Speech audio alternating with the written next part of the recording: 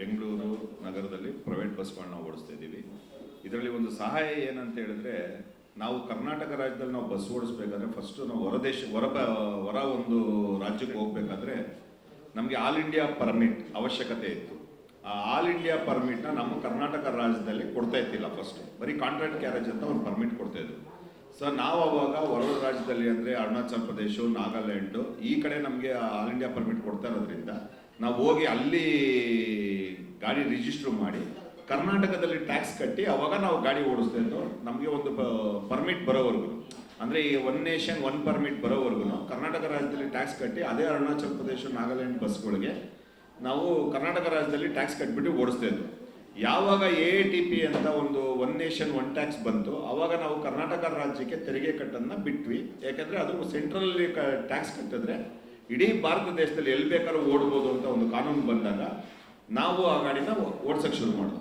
ಇಷ್ಟು ದಿವಸ ನಾವು ಅದು ಓಡಿಸ್ಕೊಂಬಂದು ತಮಿಳ್ನಾಡು ರಾಜ್ಯದಲ್ಲಿ ಒಂದು ಪ್ರಾಬ್ಲಮ್ ಮಾಡ್ತಾರೆ, ನಾವು ಸುಪ್ರೀಂ ಕೋರ್ಟ್ಗೆ ಹೋಗ್ತೀವಿ, ಸುಪ್ರೀಂ ಕೋರ್ಟಲ್ಲಿ ಕೇಸ್ ಸೋಲ್ತೀವಿ, ನೀವು ನಿಮ್ಮ ರಾಜ್ಯದಲ್ಲಿ ಹೋಗಿ ನೀವು ಹೈಕೋರ್ಟಲ್ಲಿ ಹೋಗಿ ಫೈಟ್ ಮಾಡಿ ಅಂತಾರೆ. ಅವಾಗ ತಮಿಳ್ನಾಡಲ್ಲಿ ಒಂದು ಹೈಕೋರ್ಟ್ಗೊಂದು ಇವಾಗ ಮೊರೆ ಹೋಗಿದ್ದೀವಿ, ಅದು ಕೇಸ್ ನಡೀತಾ ಇದೆ. ಅಷ್ಟರಲ್ಲಿ ನಮ್ಮ ಕರ್ನಾಟಕ ರಾಜ್ಯದಲ್ಲಿ ಏನು ಮಾಡ್ತಾರೆ, RTOದವರು ನಮಗೆ ತೆರಿಗೆ ಬರ್ತಾ ಇಲ್ಲ ಅಂತ ಗಾಡಿಗಳನ್ನ ಸೀಸ್ ಮಾಡೋಕ್ಕೆ ಶುರು ಮಾಡ್ತಾರೆ. ಎಲ್ಲಿ ನಮಗೆ ಬೆಳಿಗ್ಗೆ ಗಾಡಿಗಳು ಬರ್ತಾ ಇರುತ್ತೆ, ಹುಬ್ಳಿಯಿಂದ ಎಲ್ಲ ಕಡೆಯಿಂದ, ಯಾವ ಸ್ಟೇಟಿಂದ ಎಲ್ಲ ಬರ್ತಾ ಇರುತ್ತೆ, ಅದರ್ ಸ್ಟೇಟಿಂದ ಎಲ್ಲ ಕಡೆ ಟೋಲಲ್ಲಿ ಗಾಡಿಗಳನ್ನ ಸೀಸ್ ಮಾಡೋಕ್ಕೆ ಶುರು ಮಾಡ್ತಾರೆ. ನಾವು ಏನಕ್ಕೆ ಅಂತ ಕೇಳಿದಾಗ, ನೀವು ಬೇರೆ ರಾಜ್ಯದಲ್ಲಿ ಎಲ್ಲೋ ಗಾಡಿ ರಿಜಿಸ್ಟರ್ ಮಾಡಿ ನಮ್ಮ ಕರ್ನಾಟಕ ರಾಜ್ಯಕ್ಕೆ ತೆರಿಗೆ ಕಟ್ಟದಲ್ಲೇ ನೀವು ಗಾಡಿ ಓಡಿಸ್ತಾ ಇದ್ದೀರಿ ಅಂದರೆ ನಮ್ಮ ಕರ್ನಾಟಕ ರಾಜ್ಯಕ್ಕೆ ತೆರಿಗೆ ಕಟ್ಟಿ ಅಂತಾರೆ. ಇಲ್ಲ ಸರ್, ನಮ್ಮ ಹತ್ರ AATP ಪರ್ಮಿಟ್ ಇದೆ, ನಾವು 90,000 ರೂಪೀಸ್ ಸೆಂಟ್ರಲ್ ಕಟ್ತಾ ಇದ್ದೀವಿ, ಆಸ್ ಎ ಸೆಂಟ್ರಲ್ ಆಕ್ಟ್ ಪ್ರಕಾರ ನಾವು ಎಲ್ಲಿ ಬೇಕಾದ್ರೂ ಭಾರತ ದೇಶದಲ್ಲಿ ಓಡಿಸ್ಬೋದು ಅಂದರೆ, ಇಲ್ಲ ಆ ಪರ್ಮಿಟ್ ಇಲ್ಲಿ ಇದು ಬರಲ್ಲ, ನೀವು ಕರ್ನಾಟಕ ರಾಜ್ಯಕ್ಕೆ ತೆರಿಗೆ ಕಟ್ಟಲೇಬೇಕು, ಇಲ್ಲ ನಿಮ್ಮ ಕರ್ನಾಟಕ ರಾಜ್ಯಕ್ಕೆ ನಿಮ್ಮ ಗಾಡಿಗಳನ್ನು ತಂದು ಇಲ್ಲಿ ರಿಜಿಸ್ಟರ್ ಮಾಡ್ಕೊಳ್ಳಿ ಅಂತ ಹೇಳ್ತಾರೆ. ಓಕೆ ಸರ್, ಅದಕ್ಕೆ ನಾವು ಸ್ಪಂದಿಸ್ತೀವಿ, ಆಯಿತು ಸರ್, ನಾವು ಕರ್ನಾಟಕ ರಾಜ್ಯಕ್ಕೆ ಬಂದು ನಾವು ರಿಜಿಸ್ಟರ್ ಮಾಡ್ತೀವಿ, ದಯವಿಟ್ಟು ಈ ಗಾಡಿಗಳನ್ನ ಏನು ಸೀಸ್ ಮಾಡ್ತಾ ಇದ್ದೀರಾ ದಯವಿಟ್ಟು ಅದನ್ನ ನಿಲ್ಲಿಸಿ ಸರ್ ಅಂತ ಹೇಳ್ತೀವಿ. ಇಲ್ಲ, ಅದೆಲ್ಲ ನಿಲ್ಸಕ್ಕಾಗೋದಿಲ್ಲ, ನೀವು ಫಸ್ಟ್ ಕರ್ನಾಟಕ ರಾಜ್ಯ ಗಾಡಿ ತಂದು ರಿಜಿಸ್ಟರ್ ಮಾಡ್ಕೊಳ್ಳಿ, ಅಲ್ಲಿವರೆಗೂ ಟ್ಯಾಕ್ಸ್ ಕಟ್ಟಿ ಅಂತ ಹೇಳ್ತಾರೆ. ನಾವು ಅವಾಗ ಕಮಿಷನ್ ಹತ್ರ ಹೋಗಿ ಅಡಿಷನಲ್ ಕಮಿಷನ್ ಹತ್ರ ಹೋದ್ರೆ ಅವ್ರು, ನಾನು ಯಾವುದೇ ಕಾರಣಕ್ಕೂ ನಾವು ಟೈಮ್ ಕೇಳಕ್ಕೆ ಹೋಗ್ತೀವಿ, ದಯವಿಟ್ಟು ಟೈಮ್ ಕೊಡಿ ಸರ್, ನಮಗೆ ಕಾಲಾವಕಾಶ ಕೊಡಿ, ಯಾಕೆಂದ್ರೆ ನಾವು ಗಾಡಿ ಫೈನಾನ್ಸ್ ಕಂಪ್ನಿಗಳಲ್ಲಿ NOC ಕೊಡೋದಿಲ್ಲ, ಗಾಡಿನ ಹೊರ ರಾಜ್ಯದಿಂದ ತರೋದಕ್ಕೆ. ಪ್ಲಸ್ ನಮ್ಗೆ ಬ್ಲ್ಯಾಕ್ ಲಿಸ್ಟ್ಗಳಿರುತ್ತೆ. ಆ ಬ್ಲ್ಯಾಕ್ ಲಿಸ್ಟ್ ಅಂದ್ರೆ ಈಗ ವಾಹನ್ 4 ಅಲ್ಲಿ ವಾಹನ್ 4 ಅಂತ ಮಾಡಿದ್ದಾರೆ. ಅಲ್ಲಿ ಎಲ್ಲೇ ಒಂದು ಹೊರ ರಾಜ್ಯದಲ್ಲಿ ಎಲ್ಲೇ ಒಂದು ಕೇಸ್ ಇತ್ತು, ಆ ಕೇಸ್ ಕ್ಲಿಯರ್ ಆಗೋವರೆಗೂ ಯಾವುದೇ ಕಾರಣಕ್ಕೂ ಯಾವುದು ಪರ್ಮಿಟ್ ಇಶ್ಯೂ ಮಾಡಲ್ಲ, ಟ್ಯಾಕ್ಸ್ ತಗೊಳ್ಳಲ್ಲ, ಏನು ಮಾಡಲ್ಲ. ಟ್ರಾನ್ಸ್ಪೋರ್ಟ್ ನಾವು ಕಮಿಷನ್ ಹತ್ರ ಹೋದಾಗ ನಮಗೆ ಇದಕ್ಕೆ ಏನಿಲ್ಲ, ನೀವು ಹೋಗಿ ನೀವು ಟ್ರಾನ್ಸ್ಪೋರ್ಟ್ ಮಿನಿಸ್ಟರ್ನ ಮೀಟ್ ಮಾಡಿ ಅಂತಾರೆ. ನಾವು ಟ್ರಾನ್ಸ್ಪೋರ್ಟ್ ಮಿನಿಸ್ಟರ್ನ ಹೋಗಿ ನಾವು ಅವರು ಸಹಾಯ ಕೇಳಿದಾಗ ಅವ್ರು ಒಂದೇ ಮಾಡ್ತಾರೆ, ನೀವು ಅರುಣಾಚಲ ಪ್ರದೇಶ, ನಾಗಾಲ್ಯಾಂಡ್ ಬಂದಿದ್ರೆ ನಾನೇನು ನಿಮ್ಗೆ ಸಪೋರ್ಟ್ ಮಾಡೋಕ್ಕಾಗಲ್ಲ, ನೀವು ನಮ್ಮ ರಾಜ್ಯದವರು ಇಲ್ಲ ಅಂತ ಹೇಳ್ಬಿಡ್ತಾರೆ. ಆಮೇಲೆ ಇಲ್ಲ ಸರ್, ನಾವು ಇಲ್ಲೇ ಇರೋರು, ದಯವಿಟ್ಟು ನಮ್ಗೆ ಸಹಾಯ ಮಾಡಿ, ಅವಾಗ ನೀವು ಕೊಡ್ತಾ ಇರ್ತಿಲ್ಲ, ನಾವು ಅಲ್ಲೋಗಿ ರಿಜಿಸ್ಟರ್ ಮಾಡಿದ್ದೀವಿ, ಈಗ ಕೊಡಕ್ಕೆ ಬಂದಿದ್ದೀರಾ, ನಾವು ಇಲ್ಲಿಗೆ ಬರ್ತೀವಿ, ನಮಗೆ ಕಾಲಾವಕಾಶ ಕೊಡಿ ಅಂದಾಗ ಅವರು 3 ತಿಂಗಳು ಕಾಲಾವಕಾಶ ಕೊಟ್ಟಿದ್ದಾರೆ. ಈಗ ಅಕ್ಟೋಬರ್ವರೆಗೂ. ಈಗ ಅಕ್ಟೋಬರ್ವರೆಗೂ ಏನು ಕೊಟ್ಟಿದ್ದಾರೆ, ಇದರಲ್ಲಿ ನಮಗೆ ಒಳ್ಳೇದೇ ಆಯಿತು. ಈಗ ಅಕ್ಟೋಬರ್ವರೆಗೂ ಕೊಟ್ಟಿದ್ದಾರೆ, ನಾವು ಎಲ್ಲ ಆಲ್ರೆಡಿ ಗಾಡಿಗಳು ತರಕ್ಕೆ ಶುರು ಮಾಡಿದ್ದೀವಿ. ನಮ್ಮ ಕರ್ನಾಟಕ ರಾಜ್ಯದಲ್ಲಿ ಟ್ಯಾಕ್ಸ್ ತುಂಬ ಜಾಸ್ತಿ ಇದೆ. 4,560 ರೂಪಾಯಿ ಒಂದು ಸೀಟಿಗೆ ಟ್ಯಾಕ್ಸ್ ಕಟ್ತಾ ಇದೀವಿ ನಾವು. ಅದೇ ಕಾಂಟ್ರಾಕ್ಟ್ ಕ್ಯಾರೇಜ್ ಗಾಡಿಗೆ ಸೇಮ್ ಇನ್ನೊಂದು ಪರ್ಮಿಟ್ ಇದೆ ಕರ್ನಾಟಕದಲ್ಲಿ, 3,560 ರೂಪಾಯಿ ಇದೆ. 1,000 ರೂಪಾಯಿ ಡಿಫ್ರೆನ್ಸ್ ಇದೆ. ನಾವು ಕೇಳ್ತಿರೋದು, ಈ ಕಾಂಟ್ರಾಕ್ಟ್ ಕ್ಯಾರೇಜು ಆಲ್ ಇಂಡಿಯಾ ಪರ್ಮಿಟ್ನು ಒಂದೇ ಮಾಡಿ ನಮಗೆ 3,500 ಟ್ಯಾಕ್ಸ್ ಮಾಡಿಕೊಡಿ ದಯವಿಟ್ಟು. ಅವಾಗ ಏನಾಗುತ್ತೆ ಅಂದರೆ, ಇವಾಗ ನಮಗೆ ನಾವು ಆಲ್ರೆಡಿ ಅಫಿಡವಿಟ್ ಕೊಟ್ಟಿದ್ದೀವಿ ಕಮಿಷನರ್ಗೆ, ನಾವು ಕರ್ನಾಟಕ ರಾಜ್ಯಕ್ಕೆ ಬರ್ತೀವಿ, ನಾವಿಲ್ಲಿ ತೆರಿಗೆ ಕಟ್ಟಕ್ಕೆ, ನಾವು ನಮ್ಮ ತಾಯ್ನಾಡಿಗೆ ಬಂದು ನಾವು ನಮ್ಮ ಕರ್ನಾಟಕ ರಾಜ್ಯಕ್ಕೆ ಸೇವೆ ಸಲ್ಲಿಸಬೇಕು ಅಂತ ನಮಗೂ ಆಸೆ ಇದೆ ಸರ್, ದಯವಿಟ್ಟು ಟ್ಯಾಕ್ಸ್ ಕಮ್ಮಿ ಮಾಡಿ ಅಂದಾಗ ನಾವು ಈಗ ಆಲ್ರೆಡಿ ಅಫಿಡವಿಟ್ ಕೊಟ್ಟಿದ್ದೀವಿ. 400ರಿಂದ 450 ಗಾಡಿ ನಾವು ಬೆಂಗಳೂರು ತೊಗೊಂಬರ್ತೀವಿ, ಕರ್ನಾಟಕ ರಾಜ್ಯದಲ್ಲಿ ರಿಜಿಸ್ಟರ್ ಮಾಡ್ತೀವಿ ಅಂತ.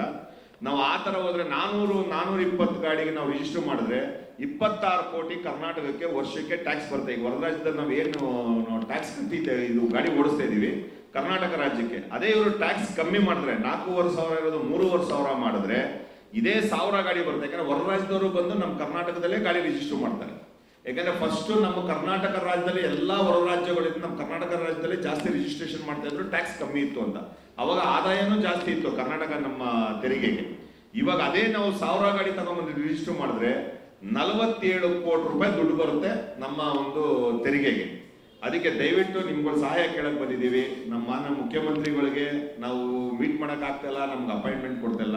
ನಿಮ್ಗಳ ಮುಖಾಂತರ ಈ ತರ ಪ್ರೈವೇಟ್ ಬಸ್ ಇಂದ ಹಿಂಗಾಗ್ತಿದೆ, ಎಷ್ಟು ಪ್ರಾಫಿಟ್ ಬರುತ್ತೆ, ಇಷ್ಟು ತೆರಿಗೆ ಬರುತ್ತೆ ಅಂತ ನಿಮ್ಮಗಳ ಮುಖಾಂತರ ಒಂದು ಸಹಾಯ ಕೇಳಕ್ಕೆ ಅಂತ ನಾವು ಇಲ್ಲಿ ಬಂದಿದ್ದೀವಿ ಸರ್. ಅದನ್ನ ಮನವರಿಕೆ ನಾವು ಮಿನಿಸ್ಟರ್ ಮಾಡ್ತಾ ಇದ್ದೀವಿ. ಎಲ್ಲ ಅವ್ರ ಮಿನಿಸ್ಟರ್ ಒಂದೇ ಮಾತು ಹೇಳ್ತಾರೆ, ಫೈನಾನ್ಸ್ ಡಿಪಾರ್ಟ್ಮೆಂಟ್ ನನಗೆ ಬರಲ್ಲ, ನೀವೇನಿದ್ರು ಹೋಗಿ CM ನ ಮೀಟ್ ಮಾಡಿ ಅಂತ ಹೇಳ್ತಾರೆ.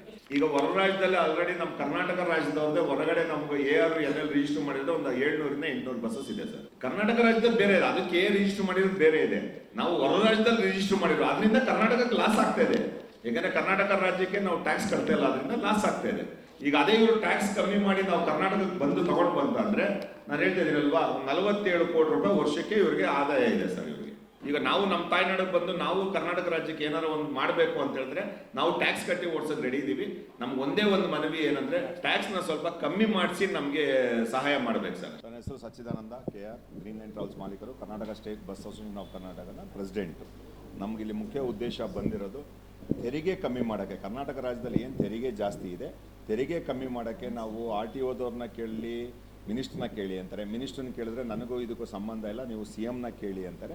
CM ಗಮನಕ್ಕೆ ನಾವು ತರೋಕ್ಕಾಗ್ತಿಲ್ಲ. ನಿಮ್ಮಗಳ ಮುಖಾಂತರ ಒಂದು ಸಹಾಯ ಕೇಳ್ಕೊಂಡು ಬಂದಿದ್ದೀವಿ. ದಯವಿಟ್ಟು ನಮಗೆ ಏನು ತೆರಿಗೆ ಇದೆ ಅದನ್ನು ಕಮ್ಮಿ ಮಾಡಿದ್ರೆ ನಾವು ಕರ್ನಾಟಕ ರಾಜ್ಯಕ್ಕೆ, ನೀವೀಗ ಹೊರ ರಾಜ್ಯದಲ್ಲಿ ಏನು ಗಾಡಿಗಳು ರಿಜಿಸ್ಟರ್ ಮಾಡಿದ್ದೀವಿ ನಾವು, AR ಅರುಣಾಚಲ್ ಪ್ರದೇಶ್, ಗೋವಾ ಇಂದ ಕಡೆ ಎಲ್ಲ ರಿಜಿಸ್ಟರ್ ಮಾಡಿದ್ದೀವಿ, ಅದನ್ನೆಲ್ಲ ತಂದು ನಾವು ಕರ್ನಾಟಕ ರಾಜ್ಯದಲ್ಲಿ ರಿಜಿಸ್ಟರ್ ಮಾಡೋಕ್ಕೆ ನಾವು ಆಲ್ರೆಡಿ ಅಫಿಡೇವಿಟ್ ಕೊಟ್ಟಿದ್ದೀವಿ. RTO ಆಫೀಸರ್ಗೆ ಅಫಿಡೇವಿಟ್ ಕೊಟ್ಟಿದ್ದೀವಿ. ಕಮಿಷನರ್ ಆಫೀಸಲ್ಲಿ ನಾವು 450 ಇಂದ 500 ಗಾಡಿ ತೊಗೊಂಬಂದು, ಯಾಕೆಂದರೆ ಹೊರ ರಾಜ್ಯದಲ್ಲಿ ಈಗ ನಾವು ಆಲ್ರೆಡಿ ಒಂದು 700 ಇಂದ 800 ಬಸ್ನ ರಿಜಿಸ್ಟರ್ ಮಾಡಿದ್ದೀವಿ. ಯಾಕೆಂದರೆ ನಮ್ಗೆ ಆಲ್ ಇಂಡಿಯಾ ಪರ್ಮಿಟ್ ಕರ್ನಾಟಕದಲ್ಲಿ ಕೊಡ್ತಾ ಇತ್ತಿಲ್ಲ, ಅದಕ್ಕೋಸ್ಕರ ಹೊರ ರಾಜ್ಯದಲ್ಲಿ ಮಾಡಿದ್ದು. ಇವಾಗ ಕರ್ನಾಟಕ ರಾಜ್ಯದಲ್ಲಿ ಕೊಡೋಕ್ಕೆ ಶುರು ಮಾಡಿದ್ದಾರೆ, ನಾವು ತೊಗೊಂಬರೋಕ್ಕೂ ರೆಡಿ ಇದ್ದೀವಿ. ಯಾಕೆಂದರೆ ಇದೊಂದು ಪರ್ಮಿಟ್ ಇತ್ತು, AITP ಅಂತ, ಆಲ್ ಇಂಡಿಯಾ ಟೂರಿಸ್ಟ್ ಬಸ್, ಎಲ್ಲಿ ಬೇಕಾದ್ರೂ ಹೋಗ್ಬೋದು.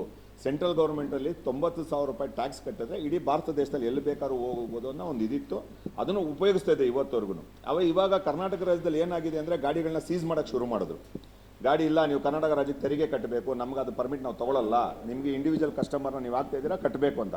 ಅವಾಗ ಗಾಡಿಗಳನ್ನ ಸೀಸ್ ಮಾಡಿದಾಗ ನಾವು ಹೋಗಿ ರಿಕ್ವೆಸ್ಟ್ ಮಾಡಿಕೊಂಡು, ಸರ್ ದಯವಿಟ್ಟು ಗಾಡಿಗಳನ್ನ ಸೀಸ್ ಮಾಡಬೇಡಿ ಅಂದಾಗ, ಇಲ್ಲ ನಮಗೆ ಕಾಲಾವಕಾಶ ಕೊಡಿ, ನಾವು ಕರ್ನಾಟಕ ರಾಜ್ಯಕ್ಕೆ ತೊಗೊಂಬಂದು ನಾವು ರಿಜಿಸ್ಟರ್ ಮಾಡ್ತೀವಿ ಅಂದಾಗ, ಇಲ್ಲ ನೀವು ಮಿನಿಸ್ಟ್ರನ್ನ ಹೋಗಿ ನೋಡಿ, ನಮಗೂ ಇದಕ್ಕೂ ಇದಿಲ್ಲ, ಮಿನಿಸ್ಟ್ರ್ ಕೊಟ್ಟರೆ ಕೊಡ್ತೀವಿ, ನಾವು ಗಾಡಿಗಳನ್ನ ಸೀಸ್ ಮಾಡ್ತೀವಿ ಅಂದರು. ನಾವು ಮಿನಿಸ್ಟರ್ ಅಪಾಯಿಂಟ್ಮೆಂಟ್ ತೊಗೊಂಡು ಮಿನಿಸ್ಟ್ರ್ ಹತ್ರ ಹೋದರೆ ಅವ್ರು ಒಂದೇ ಮಾತು ಹೇಳಿದ್ರು, AR NL ರಿಜಿಸ್ಟರ್ ಮಾಡಿದರೆ ನೀವು ನಮ್ಮ ರಾಜ್ಯದವರೇ ಅಲ್ಲ ನೀವು ಅಂತ ಹೇಳ್ಬಿಟ್ರು. ಇಲ್ಲ ಸರ್ ನಮ್ಮಿಂದ ತಪ್ಪಾಗಿದೆ, ಅವಾಗ ನೀವು ಕೊಡ್ತಾ ಇತ್ತಿಲ್ಲ ಆಲ್ ಇಂಡಿಯಾ ಪರ್ಮಿಟ್ ಆ ಟೈಮಲ್ಲಿ, ಇವಾಗ ಕೊಡ್ತಾ ಇದ್ದೀರಾ, ನಾವು ಬರ್ತೀವಿ, ನಮಗೆ ಕಾಲಾವಕಾಶ ಕೊಡಿ ಅಂತ ಕೇಳಿದ್ವಿ. ಸರ್ ಎಷ್ಟು ದಿವಸ ಬೇಕು ಕಾಲಾವಕಾಶ ಅಂದರೆ, ನಾವೊಂದು 6 ಮಂತ್ಸ್ ಕೇಳಿದ್ರೆ, ಇಲ್ಲ ನಾನು 3 ತಿಂಗಳು ಕಾಲಾವಕಾಶ ಕೊಡ್ತೀನಿ, ನೀವು 3 ತಿಂಗಳು ಒಳಗೆ ನೀವು ಕರ್ನಾಟಕ ರಾಜ್ಯಕ್ಕೆ ಬಂದು ಗಾಡಿ ರಿಜಿಸ್ಟ್ರ್ ಮಾಡಿ, ನಮಗೆ ತೆರಿಗೆ ಸಿಗ್ತಿಲ್ಲ, ನಮಗೂ ಇಲ್ಲಿ ತೆರಿಗೆ ಬೇಕು ಕರ್ನಾಟಕದಲ್ಲಿ ಅಂದಾಗ, ಇದನ್ನು ನಾವು ಸ್ಟೆಪ್ ತೊಗೊಂಡು ನಾವೆಲ್ಲ ಅಫಿಡೇವಿಟ್ ಕೊಟ್ಟಿದ್ದೀವಿ. ಈ ಥರ ಒಂದು 450 ಇಂದ 500 ಗಾಡಿಗಳನ್ನ ತೊಗೊಂಡು ಬರ್ತೀವಿ ಸರ್, ಈ ಥರ ದಯವಿಟ್ಟು ನಮಗೆ ಕಾಲಾವಕಾಶಗಳನ್ನ ಕೊಟ್ಟಿದ್ದಾರೆ. ಈಗ ನಾವು 400 ಗಾಡಿ ಬೆಂಗಳೂರು ತೊಗೊಂಬಂದರೆ ಕರ್ನಾಟಕ ರಾಜ್ಯಕ್ಕೆ 27 ಕೋಟಿ ರೂಪಾಯಿ ವರ್ಷಕ್ಕೆ ವರಮಾನ ಬರುತ್ತೆ. ಅದೇ ಇವರು ಟ್ಯಾಕ್ಸ್ ಕಮ್ಮಿ ಮಾಡಿ, ಈಗ 4,500 ರೂಪಾಯಿ ಏನು ಸೆಸ್ ಸಮೇತ ಟ್ಯಾಕ್ಸ್ ಕಟ್ತಾ ಇದ್ದೀವಿ, ನಾವು ಜಾಸ್ತಿ ಕೇಳಿದ್ರೆ ಅದನ್ನು 3,500 ರೂಪಾಯಿ ಮಾಡಿಕೊಂಡ್ರೆ, contract carriage all India permit ಒಂದೇ ಟ್ಯಾಕ್ಸ್ ಮಾಡಿದ್ರೆ ಇನ್ನು 1000 ಗಾಡಿಗಳು ಬರುತ್ತೆ. ಯಾಕಂದರೆ ಹೊರ ರಾಜ್ಯದವರು ಬರೋಕ್ಕೆ ರೆಡಿ ಇದ್ದಾರೆ, ನಮ್ಮ ಹತ್ರಕ್ಕೆ ಅವರು ಅಫಿಡೇವಿಟ್ ಕೊಡೋಕ್ಕೆ ರೆಡಿ ಇದ್ದಾರೆ. ಈ 1000 ಗಾಡಿ ಬಂದಾಗ ಕರ್ನಾಟಕ ರಾಜ್ಯಕ್ಕೆ 47 ಕೋಟಿ ರೂಪಾಯಿ ಬರುತ್ತೆ ವರ್ಷಕ್ಕೆ. ಇದು ನಾವು ಅದಕ್ಕೆ ನಿಮ್ಗಳ ಮುಖಾಂತರ ಒಂದು ಮನವಿ ಮಾಡೋಕ್ಕೆ ಬಂದಿದ್ದೀವಿ. ದಯವಿಟ್ಟು ಸಹಾಯ ಮಾಡಿ, ಮುಖ್ಯಮಂತ್ರಿ ಗಮನಕ್ಕೆ ತಂದು, ನಮ್ಮ ಮುಖ್ಯಮಂತ್ರಿಗಳ ಗಮನಕ್ಕೆ ತಂದರೆ ನಮಗೂ ಒಂದು ಸಹಾಯ ಆಗುತ್ತೆ. ಲಕ್ಷಾಂತರ ಕುಟುಂಬಗಳು ಬದುಕುತ್ತೆ ಸರ್. ದಯವಿಟ್ಟು ನಿಮ್ಗಳ ಮುಖಾಂತರ ಬದುಕೋಕೆ ಒಂದು ದಾರಿ ಮಾಡಿಕೊಡಿ ಅಂತ ನಿಮ್ಮ ಹತ್ರ ನಾವು ಒಂದು ಸಹಾಯ ಕೇಳ್ಕೊಂಡು ಬಂದಿದ್ದೀವಿ.